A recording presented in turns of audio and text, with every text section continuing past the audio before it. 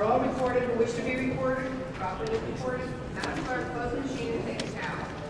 The Judiciary Committee has been working on this issue for a long time.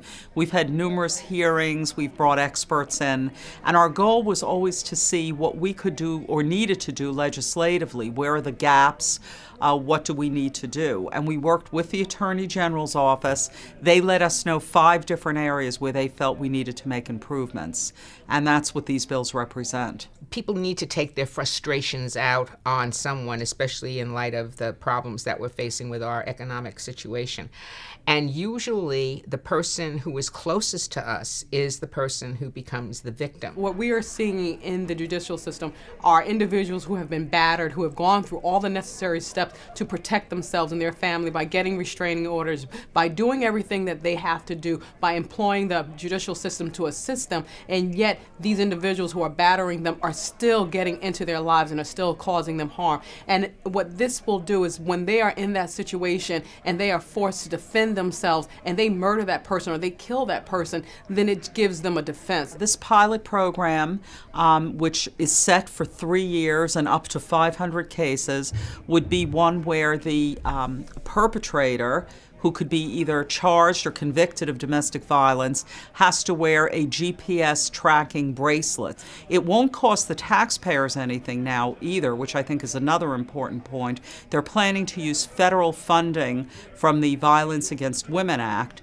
for the pilot program. If a victim of domestic violence wants to break that lease because of physical threat and wants to move out, landlords will have to agree to allow them to break that lease. These victims can break the lease at any time without paying penalties. I mean, obviously anyone can try to break a lease today, but this gives them the opportunity to break a lease without paying those extra costs. We felt that it was necessary to add this additional crime, criminal coercion, using language to make a person do a certain thing. If you don't do this, then I will do that. It's that type of language.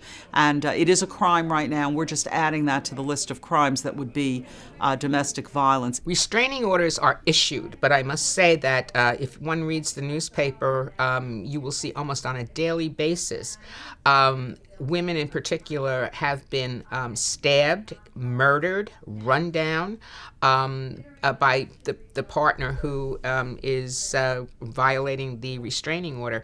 So these restraining orders, although they're issued, are not always enforced. Usually, if we impose harsh enough punishments, perhaps it will deter, more people from engaging in this domestic violence. Domestic violence crosses geographic lines. It doesn't matter if you live in an affluent community.